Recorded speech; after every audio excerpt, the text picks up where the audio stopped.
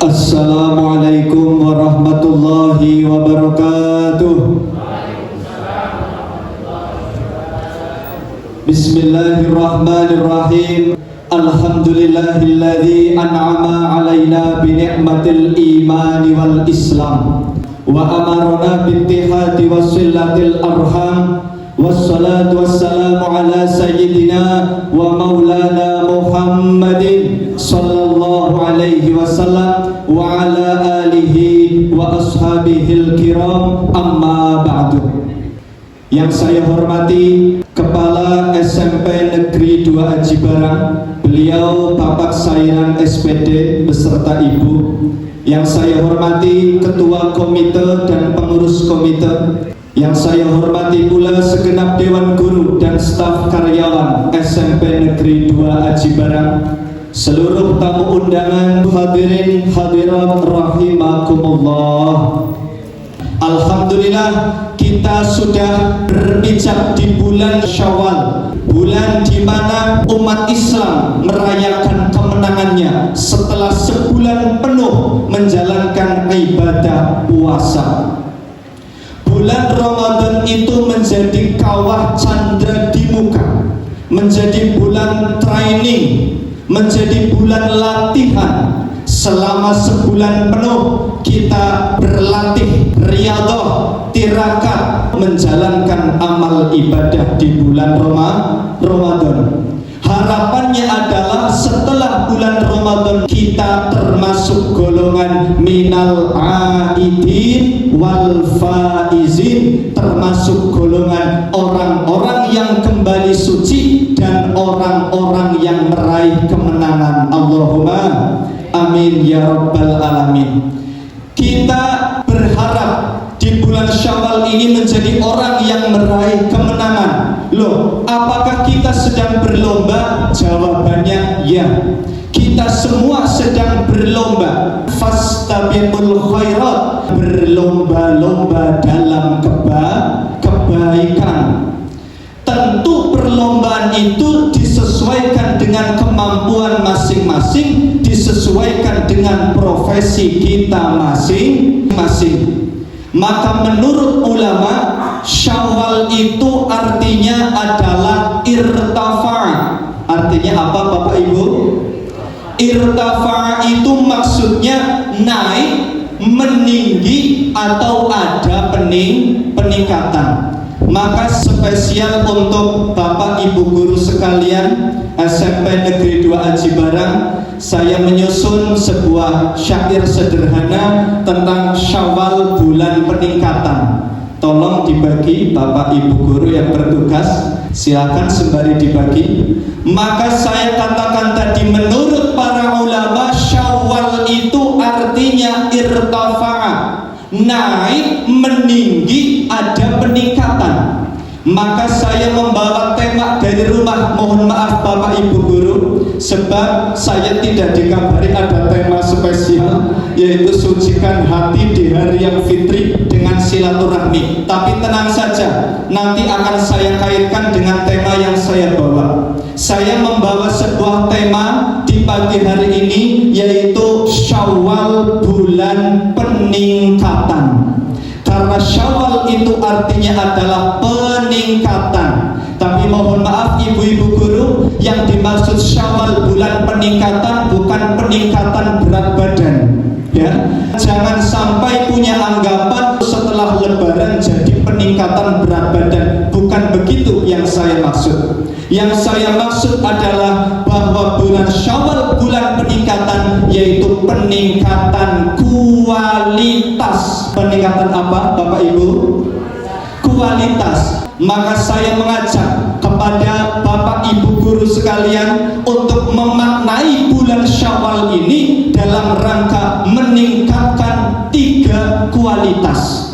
Yang pertama adalah meningkatkan kualitas niat. Kualitas apa Bapak Ibu? Niat.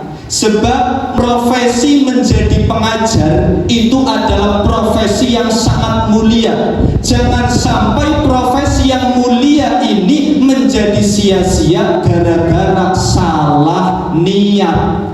Sebab innamal a'malu binniyat, segala sesuatu itu kualitasnya, esensinya tergantung pada niatnya masing-masing.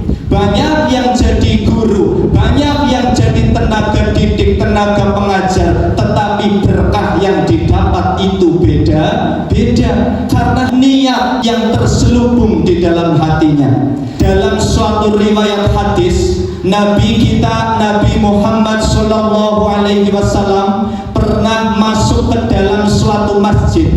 Di dalam masjid itu ada dua halaqah, ada dua circle lingkaran manusia. Lingkaran pertama adalah orang-orang yang sedang membaca wirid, membaca zikir. Lingkaran yang kedua adalah orang-orang yang sedang membahas ilmu.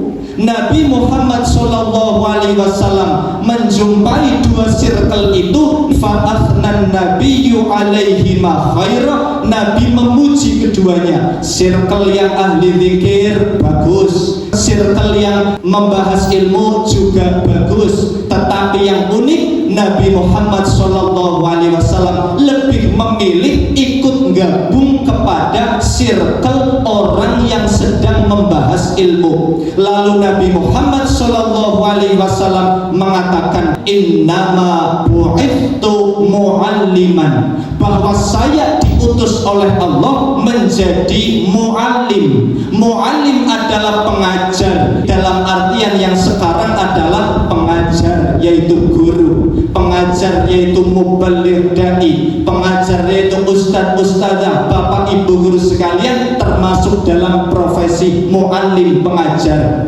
Maka Nabi sangat mencintai orang-orang yang berprofesi sebagai pengajar. Alhamdulillah. Profesi yang sedemikian mulia ini jangan sampai menjadi sia-sia, jangan sampai menjadi sesuatu yang tidak ada maknanya. Maka saya mengajak kepada bapak ibu guru sekalian, yang pertama di bulan Syawal ini, mari kita meningkatkan kualitas niat. Rasulullah SAW bersabda, mari kita baca bersama-sama, mohon izin. Man talabad dunya halalan istighfafan anil mas'alah wa sa'yan ala ahlihi wa ta'attufan ala jarihi laqiyallahu wa wajhuhu kal qamari lailatal badri. Itu asli hadis yang disabdakan oleh Rasulullah SAW. Maka saya terjemahkan dalam bentuk syair, sajak yang sederhana. Mari kita baca bersama-sama. Shallu ala Nabi Muhammad. Niat kerja menurut tuntunan Nabi. Pertama niat menjaga harga diri, kedua niat nafkahi keluarga, ketiga niat agar bisa berderma. Sholawat bareng. Allahumma sholli wa salim ala sayyidina lana Muhammadin adada ma fi ilmillahi sholatan daimatan bidawami mulkilahi. Allahumma sholli ala Muhammad. Hadis ini mengingatkan kita semua, apapun profesinya, selama itu halal. Salah satu profesi yang paling halal, paling baik adalah menjadi pengajar, menjadi guru. Kita apapun profesinya, sebelum sebelum bekerja hendaknya meningkatkan kualitas niat. Ini ada suatu jaminan dari baginda Nabi, barang siapa yang sebelum bekerja memulai aktivitas profesinya dia mau niat dengan 3 perkara ini, maka jaminannya laqiyallahu wa wajhuhu kal qamar lailatal badri. Orang itu nanti di akhirat bertemu dengan Allah dalam keadaan orang itu wajahnya bersinar-sinar, berbinar, bercahaya bagaikan bulan purnama. Allahumma amin ya rabbal alamin. Ini suatu motivasi bagi kita semua yang sudah mempunyai profesi, bahwa Nabi menjamin jika kita sebelum memulai pekerjaan kita niat dengan 3 perkara ini, dengan kualitas 3 perkara ini, maka jaminan kebahagiaan itu bukan hanya di dunia tapi juga nanti di hari kiamat. Bagaimana etika, aturan, kualitas niat yang diatur oleh Nabi Muhammad SAW? Yang pertama, istighfafan anil mas'alah. Niat kerja menurut tuntunan Nabi. Pertama, niat menjaga harga diri. Yang pertama, sebelum kita memulai aktivitas pekerjaan kita, kita harus niat bahwa saya bekerja, saya menjalankan profesi saya untuk menjaga harga diri, supaya tidak menjadi peminta-minta, supaya marwah harga diri kita sebagai muslim muslimah itu terjaga. Sebab jatuhnya harga diri manusia itu karena 3 hal, Bapak Ibu guru sekalian. Yang pertama adalah iman kosong, yang kedua adalah dompet kosong, yang ketiga adalah omong kosong. Betul? Itu 3 hal yang menyebabkan harga diri seseorang itu runtuh. Pertama, iman kosong. Orang kalau tidak punya iman, imannya luntur dan lentur, maka dia tidak akan segan-segan melakukan maksiat dan dosa. Orang kalau sudah terlalu sering berbuat maksiat, ngelakoni dosa tapi orang kerasa, maka turun harga dirinya yang tadinya titel mukmin menjadi fajir, menjadi fasik, orang yang durhaka kepada Allah. Itu karena iman kosong. Yang kedua yang menyebabkan harga diri jatuh adalah dompet kosong. Betul apa betul Ibu? Nah, ini ibu-ibu yang paling paham. Orang kalau dompetnya kosong, maaf, kadal faqru ayyakuna kufran, kata Sayyidina Ali. Terkadang orang yang sulit ekonomi, malas bekerja, itu tidak segan-segan melakukan kekufuran. Na'udzubillahi min dzalik. Berapa banyak orang yang dompetnya kosong, akhirnya dia menggadaikan iman, akhirnya dia berbuat jahat, berbuat kriminal, melakukan perbuatan-perbuatan yang dilarang agama, atau yang marak di zaman sekarang adalah judul alias judi online. Jangan sampai itu terjadi, sebab judi ini adalah penyakit yang tidak akan pernah bikin orang jadi kaya, bangkrut malah iya. Betul apa betul? Banyak sekali kasus yang terjadi. Tidak ada sejarahnya orang yang judi jadi kaya, justru yang bangkrut, yang kere, yang melarat banyak. Na'udzubillahi min dzalik.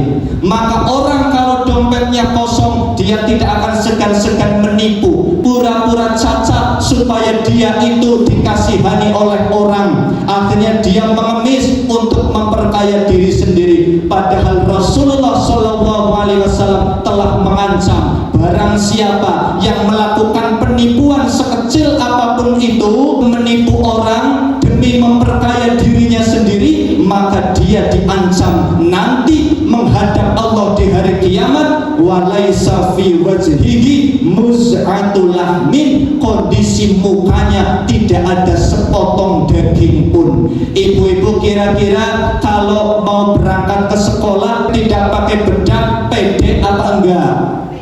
Enggak. mau berjumpa dengan manusia saja, berjumpa dengan siswanya sendiri saja nggak pede kalau kita awur-awuran penampilannya. Lah kok ini berjumpa dengan Allah tidak ada sepotong daging pun pada mukanya, karena dia telah diturunkan wibawanya, dijatuhkan kehormatannya. Na'udzubillahi min dzalik. Dan yang ketiga yang bikin wibawa martabat menjadi jatuh, harga diri menjadi jatuh adalah omong kosong. Orang kalau kebanyakan bohong, kebanyakan ngibul, tidak akan dipercaya. Pasti sebutannya jelek. Allah tukang kibul, Allah tukang dusta, Allah tukang bohong. Maka dari itu, pertama niat mencari rezeki, niat bekerja apapun profesinya, hendaknya tanamkan dalam hati kita bahwa saya niat bekerja untuk menjaga harga diri. Kemudian niat yang kedua adalah wasa'yan ala ahlihi, niat menafkahi keluarga. Yang sudah punya anak istri, niat untuk menafkahi anak istri. Yang belum punya anak istri, niat untuk membahagiakan orang tua. Itu juga masuk dalam kategori kualitas niat. Sebab apa? Sebab kita sebagai manusia mahallul khata' wan nisyan, tidak terlepas dari salah dan dosa. Ada sebuah kisah yang sangat menarik dan unik dalam literasi Islam, namanya kitab Qami'ut Tughyan. Ada seorang kepala rumah tangga, seorang bapak-bapak merasa dosanya sangat banyak. Akhirnya dia berniat ingin sowan, ingin berkunjung ke rumah Rasulullah Shallallahu Alaihi Wasallam. Dia ingin minta pencerahan kepada Nabi Muhammad Shallallahu Alaihi Wasallam bagaimana caranya taubat yang benar yang diterima oleh Allah Subhanahu wa Ta'ala.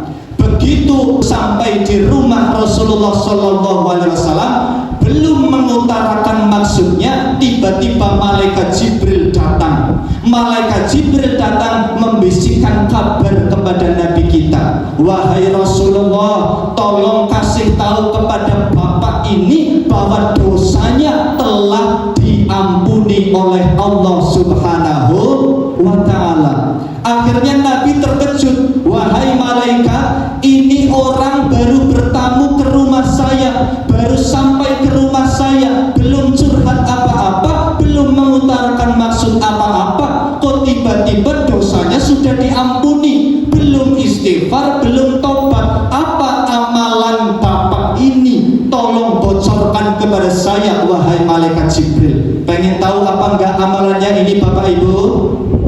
Ya, ini luar biasa, jalan pintas, belum istighfar, belum tobat, dosa banyak, tetapi dosa sudah diampuni oleh Allah. Malaikat Jibril menjawab, lahu sobiyun sohir.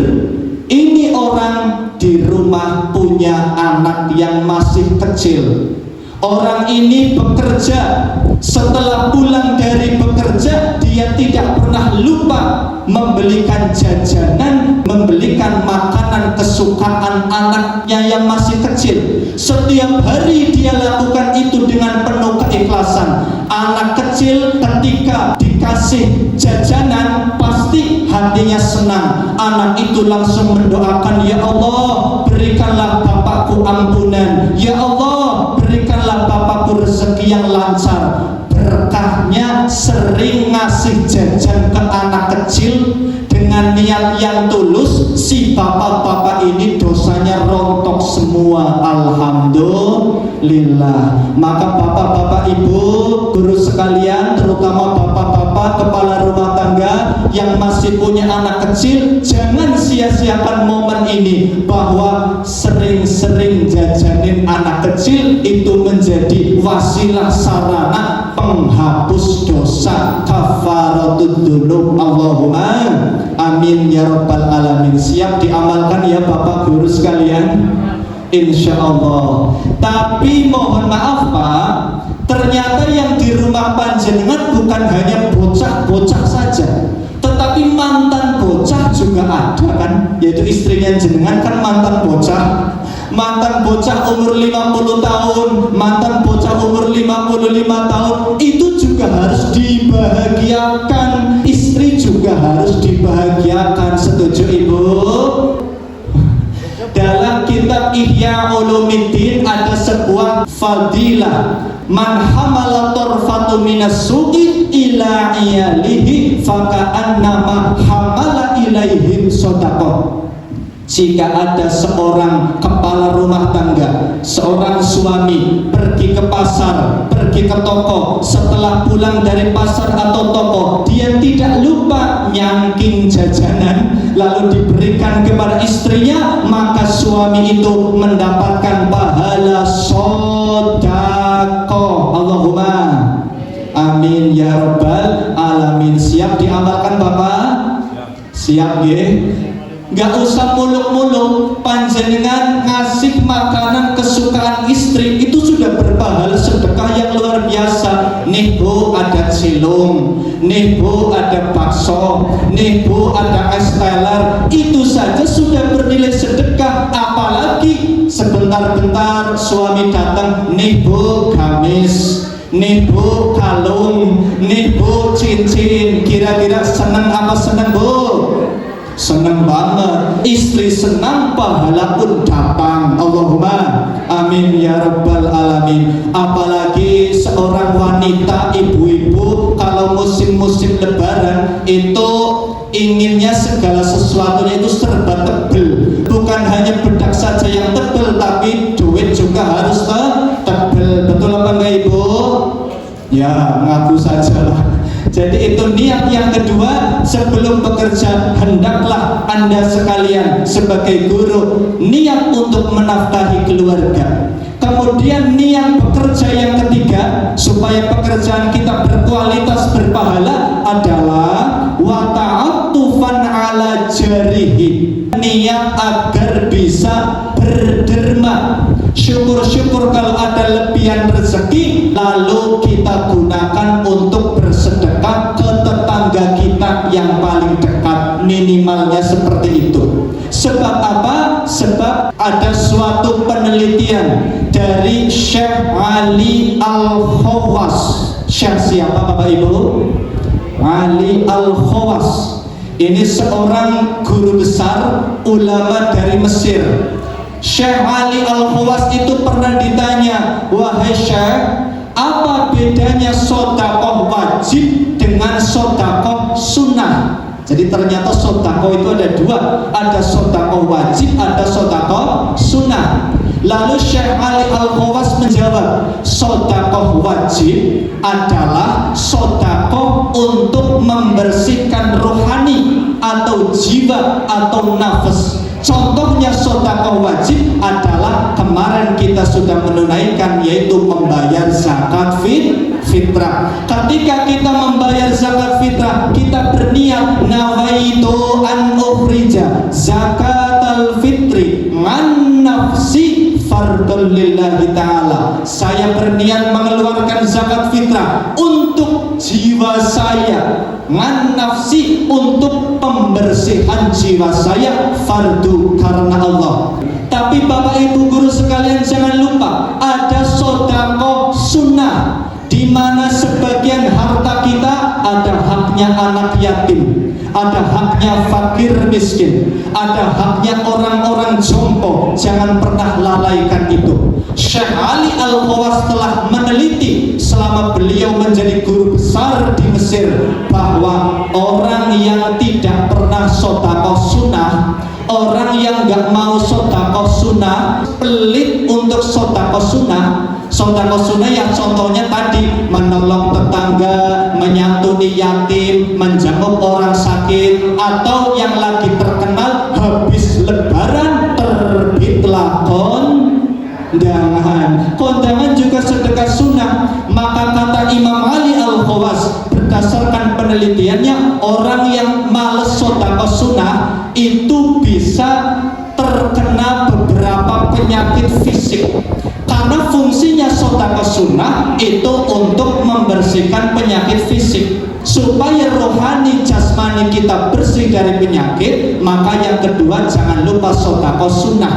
Orang yang tidak pernah sedekah sunnah itu bisa terkena penyakit al-hikkah. Al-hikkah itu artinya gatel-gatel. Jadi kalau kena penyakit gatel-gatel nggak sembuh-sembuh, jangan-jangan itu efek dari nggak pernah sedekah sunnah.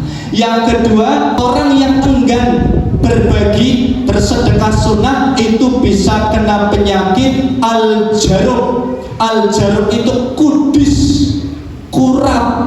Lah itu, jadi orang yang kudis, kurap, gudigen itu jangan-jangan orang pelit nggak pernah sedekah sunnah. Yang ketiga, orang yang males sedekah sunnah, pelit, dia bisa kena penyakit al-quruh, luka nanah. Dikit-dikit luka, dikit-dikit luka, itu efek dari nggak pernah sedekah sunnah. Yang keempat, orang yang nggak pernah sedekah sunnah, pelit, dia bisa kena penyakit ad-damamil. Ad-damamil itu bisul alias wudunen. Jangan-jangan kalau dikit-dikit wudunen, dikit-dikit wudunen muncul bisul, jangan-jangan gara-gara nggak pernah sedekah sunnah. Lah ini yang sensitif sekali ini.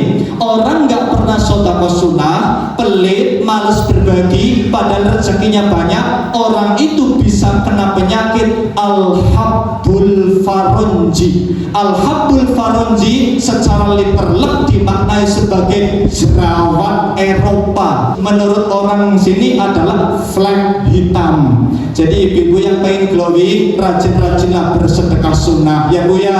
Kalau nggak sedekah sunnah, dikhawatirkan nanti muncul flek hitam. Ini suatu penelitian dari Syekh Ali Al-Khawas bahwa pentingnya sedekah sunnah, berbagi bila ada kelebihan rezeki.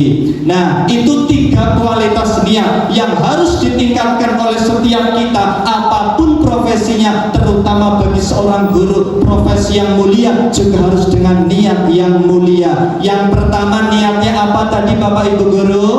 Niat menjaga harga diri. Yang kedua, niat menafkahi keluarga. Yang ketiga, bila ada rezeki lebih, niat berderma, berbagi kepada tetangga yang terdekat. Itu hikmah Syawal, bulan peningkatan. Yang pertama, mari kita tingkatkan kualitas niat. Kemudian hikmah yang kedua, Syawal bulan peningkatan, maka kita sebagai muslim, terutama sebagai guru, mari meningkatkan kualitas BBM. Kualitas apa Bapak Ibu?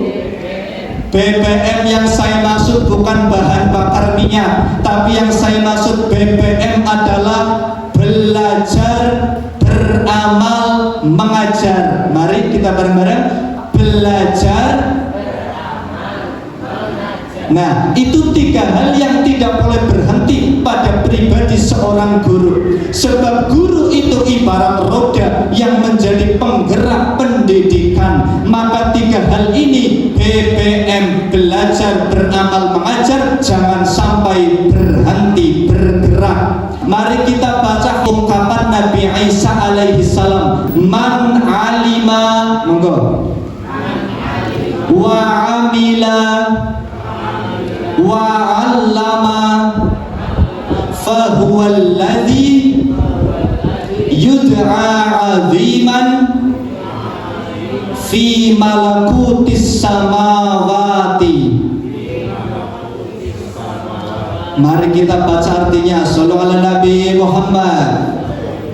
Orang berilmu dan mengamalkan ilmu, kemudian tulus mengajarkan ilmu, maka akan menjadi orang terhormat di dunia sampai kelak di akhirat. Sholli daiman ala pada, sholli wa sallim daiman ala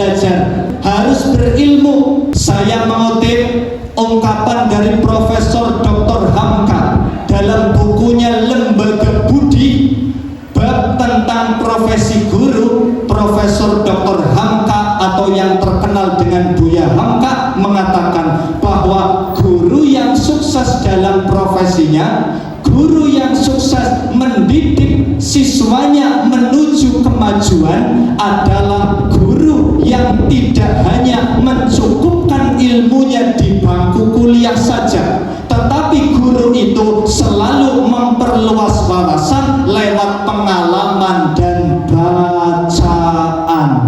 Semoga ini bisa dilaksanakan oleh setiap guru-guru di sini. Sebab apa? Sebab dunia semakin bergerak, kemajuan zaman semakin menuntut kita untuk mengikutinya. Maka ikutilah zaman, tapi jangan sampai terbawa zaman. Kita harus up to date ilmu. Sebab anak di zaman Gen Z, zaman sekarang, pengetahuannya lebih modern, lebih gaul. Kalau kita hanya menerapkan kurikulum 98 atau kurikulum 99, itu sepertinya sudah menjadi usang di telinga para siswa-siswa kita.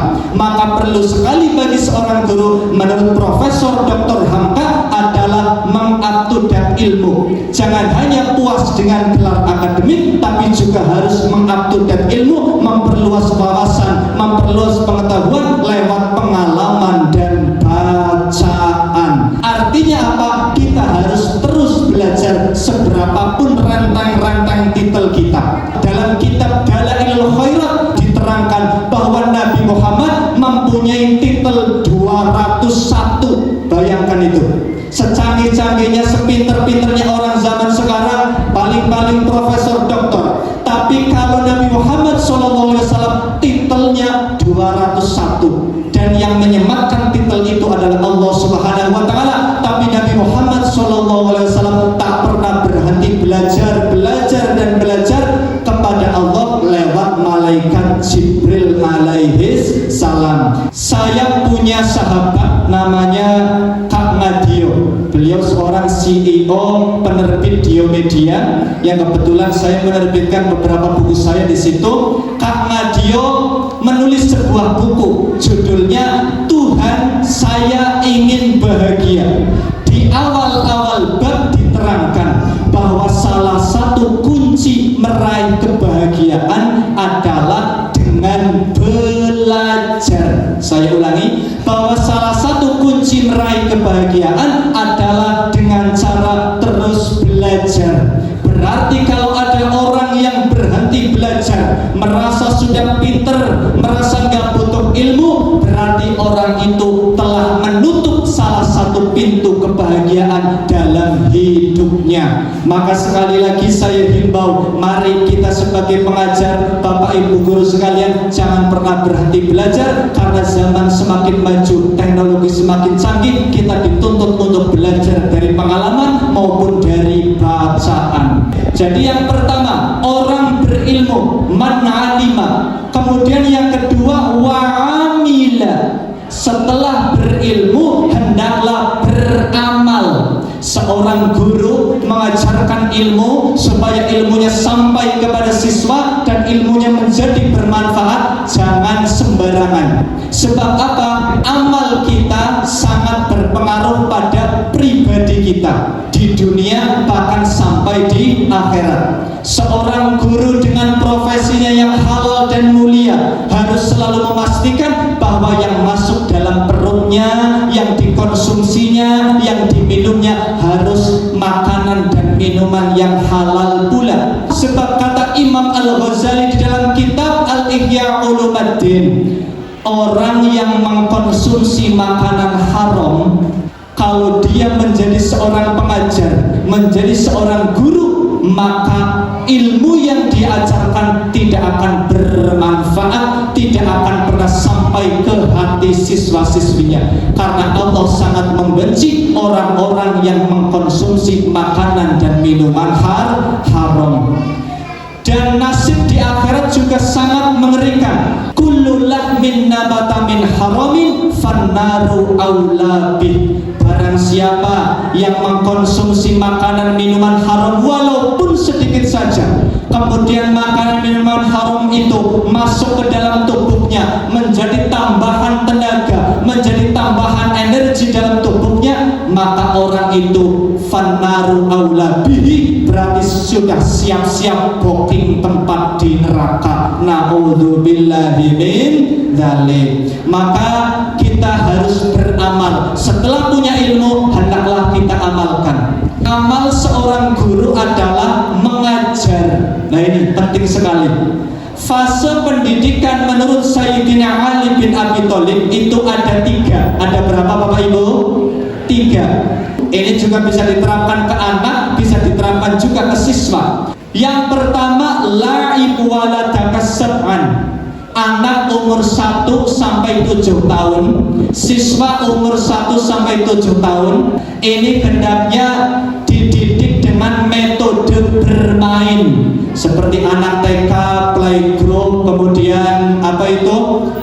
PAUD ya, itu kan dengan metode bermain. La'ib waladaka sab'an, didiklah anakmu yang berumur 0 sampai 7 tahun itu dengan metode bermain supaya tidak jenuh.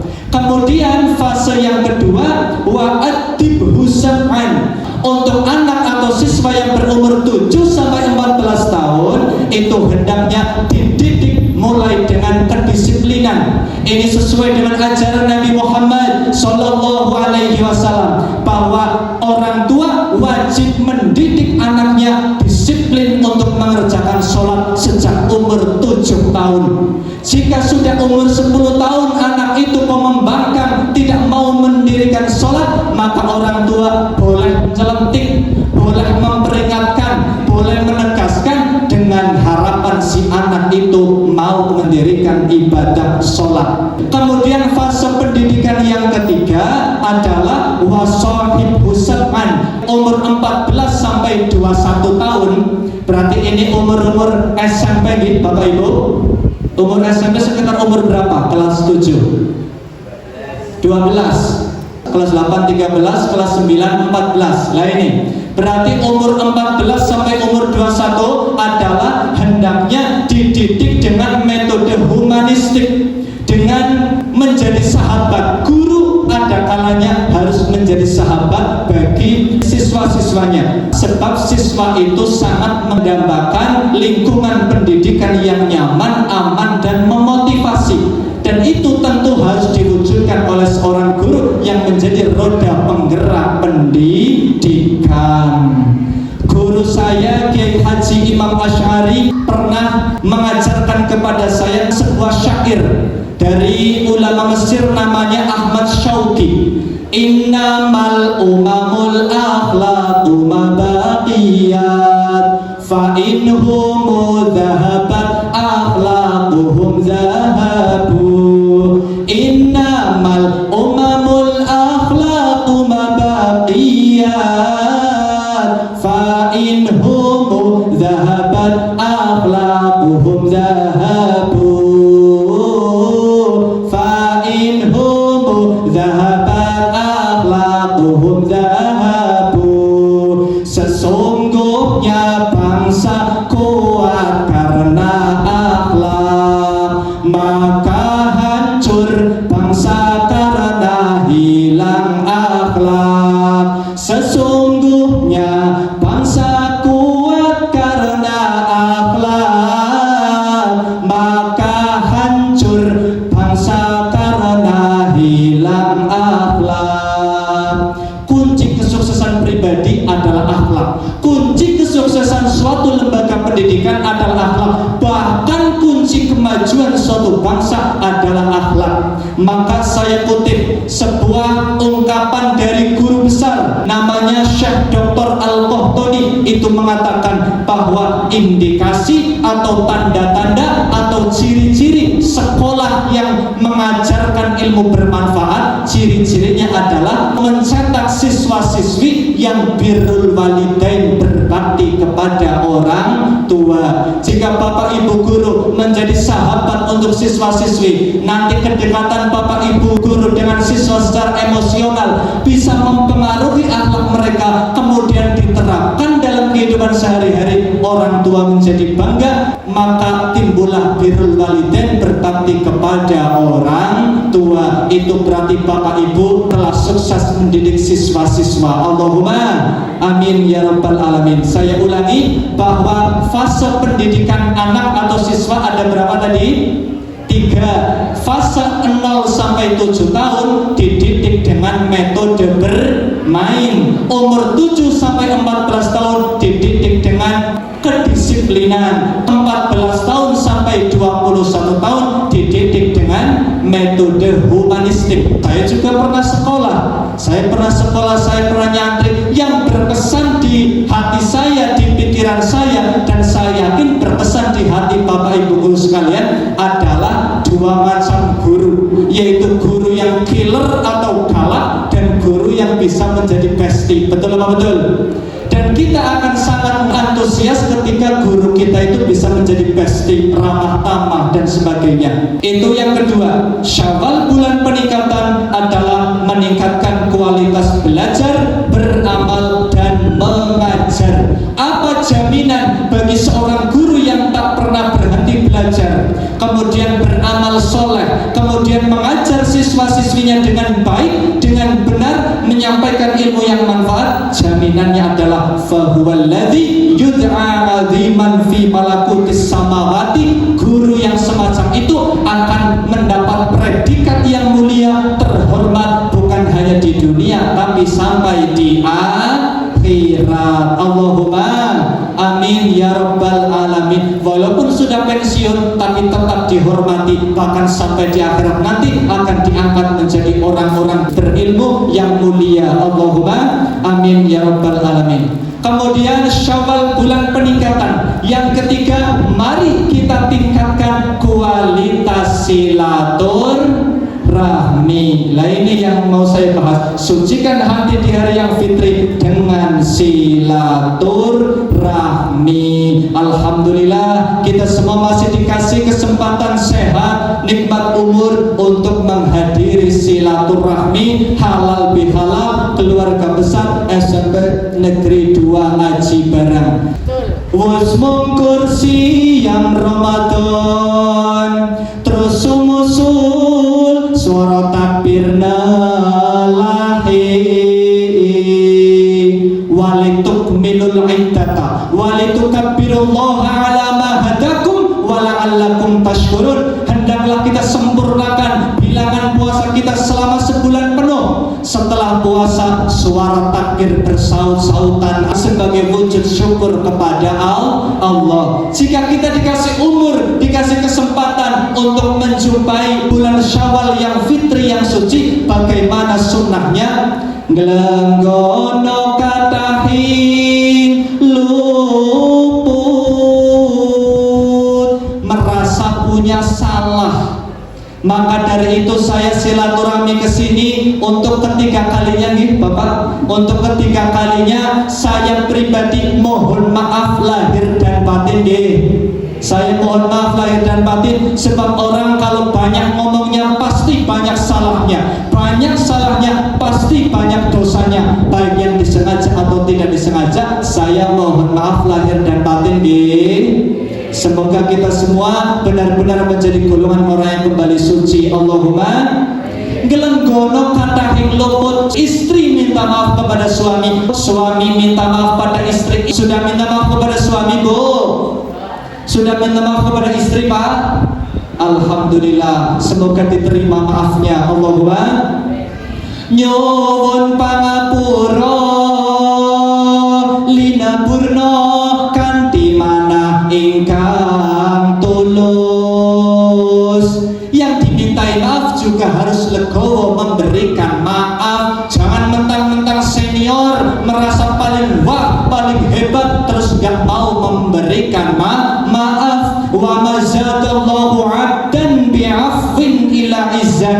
Orang yang legowo memberikan maaf, luas hatinya memberikan maaf kepada orang yang berbuat salah, orang itu tidak akan turun wibawanya, justru akan ditambah kemuliaan oleh Allah Subhanahu wa ta'ala. Terakhir, sinar tan puji lan dumo suci lahir terusing batin. Mohon maaf lahir dan batin. Semoga dengan adanya silaturahmi, dari perwakilan guru, dari Bapak Kepala Sekolah, menjadikan silaturahmi kita semakin erat. Allahumma amin ya rabbal alamin. Lalu apa sebenarnya hakikat atau kualitas silaturahmi? Ini saya kutip dalam sebuah ungkapan ulama. Mari kita baca bersama-sama. Ini terakhir, haqiqatus silah. Monggo. Al-atfu warahmah. Haqiqatus silah al-atfu warahmah. Mari kita baca artinya. Hakikat silaturahmi ada pada sikap simpati dan kasih sayang kita di saat menjalin hubungan bersama keluarga, kerabat dan rekan kerja.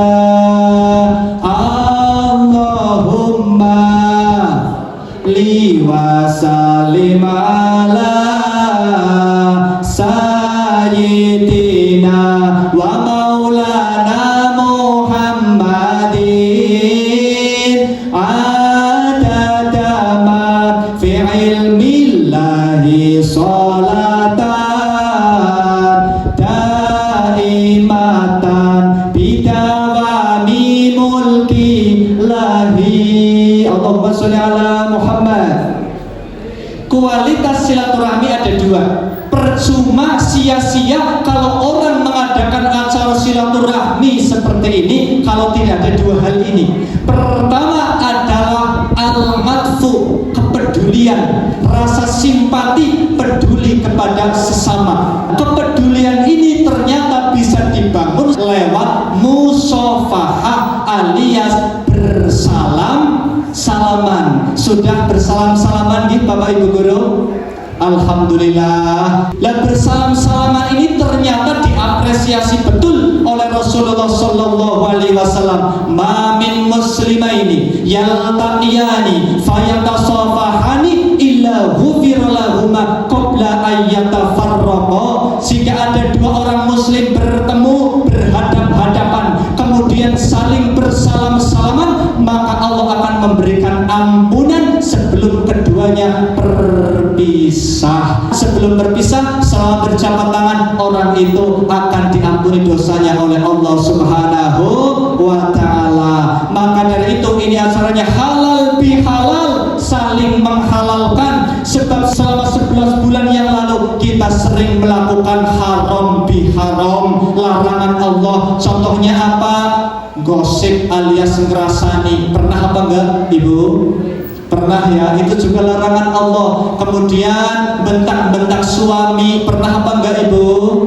Oh sering, itu juga larangan Allah. Bentak-bentak istri juga larangan Allah. Pernah apa enggak Bapak? Oh pernah. Itu semua haram biharam. Maka di bulan Syawal ini halal bihalal, saling menghalalkan. Semoga kita semua dibersihi dosanya oleh Allah Subhanahu wa ta'ala. Jadi kualitas silaturahmi yang pertama adalah al-afu, simpati, kepedulian.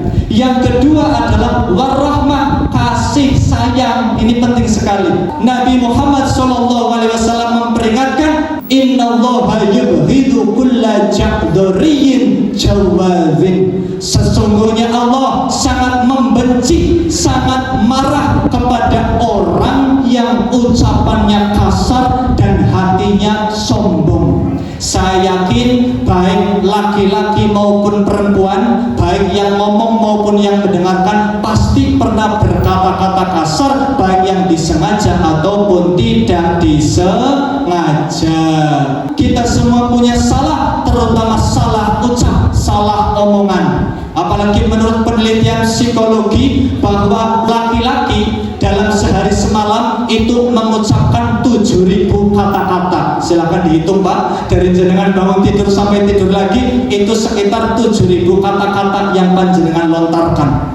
Tapi kalau wanita, perempuan ini ya ibu-ibu, itu menurut penelitian psikologi dalam satu hari satu malam dari mulai bangun tidur sampai tidur lagi itu bisa mengucapkan 20.000 kata-kata. Nalarnya antara 7.000 kata-kata dengan 20.000 kata-kata, yang paling banyak salah omong yang 7.000 apa 20.000?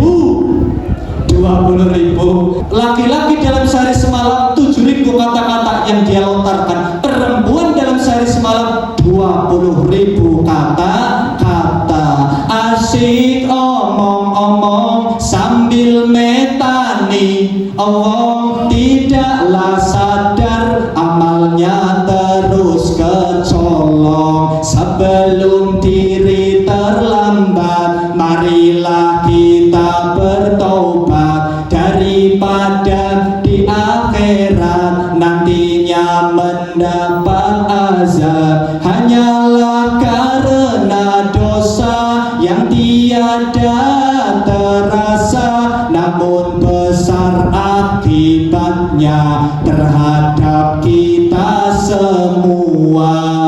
Na'udzubillahi min dzalik. Lah, maka dari itu baik laki-laki maupun perempuan harus saling menyadari. Bapak Ibu saling menyadari, kita semua saling menyadari, saling berkasih sayang di bulan yang fitri ini dalam rangka halal silaturahmi. Tentu biasanya ketika siswa sudah mulai masuk ada silaturahmi, musafahah, jabat tangan antara guru dan siswa Pak.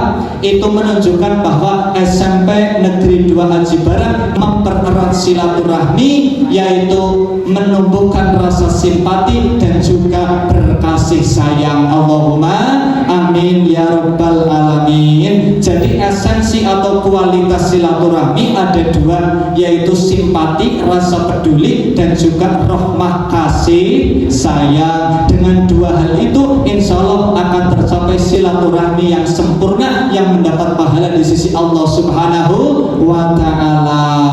Demikian saya simpulkan bahwa syawal bulan peningkatan bagi seorang guru hendaklah meningkatkan berapa hal Bapak Ibu guru? Kualitas tiga hal. Pertama, meningkatkan kualitas niat. Yang kedua, meningkatkan kualitas BBM, belajar, beramal, dan mengajar. Kemudian yang ketiga, meningkatkan kualitas silaturahmi. Itulah sedikit uraian hikmah yang bisa saya sampaikan. Semoga bisa menjadi eling pinelingan bagi kita semua dalam rangka mewujudkan silaturahmi setiap hari. Allahumma amin ya rabbal alamin. Walaupun bukan di momen Idul Fitri, tapi kok dalam suatu pertemuan ada dua hal itu, yaitu simpati, rasa peduli, dan kasih sayang, maka itu berpahala silaturahmi. Allahumma amin ya rabbal alamin. Insyaallah hidup semakin diberkahi, hidup semakin mendapat ridho ilahi, dan hidup semakin bermanfaat, penuh berkah setiap hari. Allahumma amin ya rabbal alamin. Demikian dari saya, mohon maaf atas segala kekhilafan dan terima kasih atas segala perhatian. Usikum wa nafsi bitaqwallah. Wassalamualaikum warahmatullahi wabarakatuh.